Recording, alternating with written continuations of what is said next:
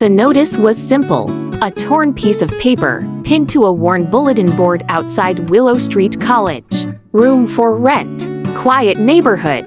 Affordable. Call Adam. Most people walked past without a second glance. But Rachel Morgan stopped. Her fingers brushed the faded ink. Something inside her whispered that this was more than a room. This was the beginning of a story. Adam Carter had written the note with a heavy heart. 38 years old. A widower.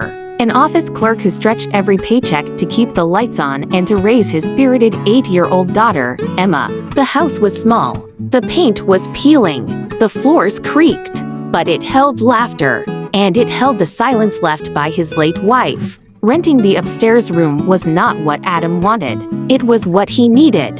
Rachel arrived with a single suitcase. She had grown up with wealth, bodyguards, and marble halls. This was unfamiliar ground. No one here knew she was the daughter of Richard Morgan, one of the richest men in the city. That was exactly how she wanted it. Adam opened the door. Tired eyes. Rolled up sleeves. Cautious kindness. "You're Rachel?" he asked. She nodded. Emma appeared. Messy pigtails. Big curious eyes. A stuffed rabbit in her arms. "Daddy, is she the one?" Rachel knelt and smiled. "Hi there, I'm Rachel." Emma studied her for a moment, then grinned. "You can stay. You look nice." For the first time in days, Adam smiled. The room upstairs was plain.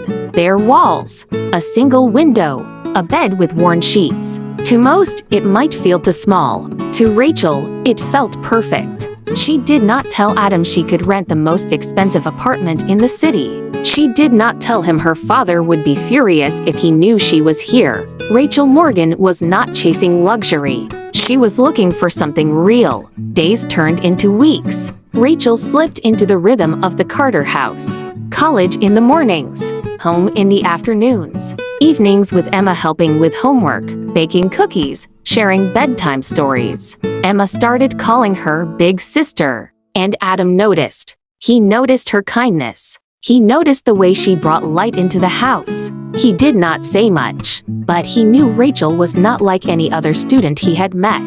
One Sunday afternoon, everything changed. A black luxury car stopped outside their home. Sleek, polished, out of place. Rachel froze. She knew that car. She knew the man who stepped out with silver hair and a sharp suit. Her father, Richard Morgan. "Rachel," his voice cut through the air. "I have been looking everywhere for you."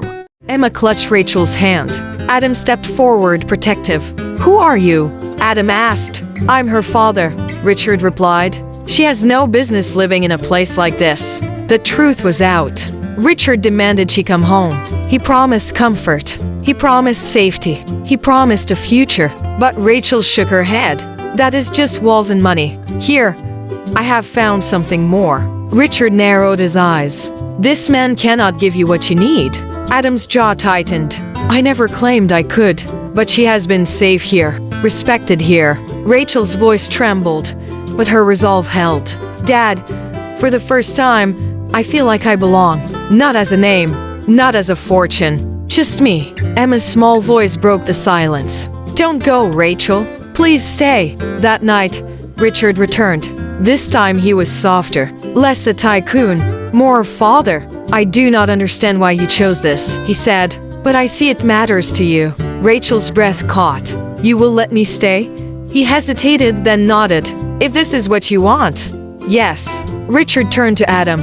"You gave my daughter something money never could, a sense of home." Adam shook his head. "I did not do anything extraordinary." Richard's expression eased. Extraordinary is not always expensive. Sometimes it is simply human. That night they shared a simple meal of soup and bread. The Carter house felt different. Lighter, hopeful. Rachel's future was not written in marble halls or golden chandeliers. It was here, around a small table, with laughter, creaky floors, and a family she had chosen. None of them knew what lay ahead. But one thing was certain. This was only the beginning.